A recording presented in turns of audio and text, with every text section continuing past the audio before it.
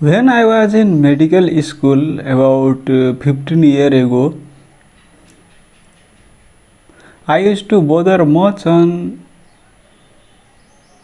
cardiac auscultation, like differentiating systolic, diastolic murmur, pansystolic murmur, ejection click, opening a snap, a splitting of second heart sound, and I could not understand it. I invested lot of time in that, but despite that I could not understand it.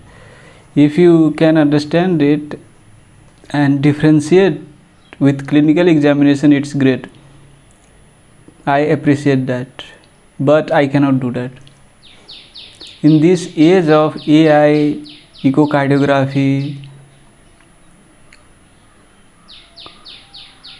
imaging modalities, I think this is waste of time that you go on differentiating those things, and I think this will be obsolete. Even in board exams, they will stop asking these types of questions, because we should train medical students that can be clinically applicable, right, rather than theoretical part. If you want to understand the physiology theory behind that, it's good, but practically I think this is waste of time.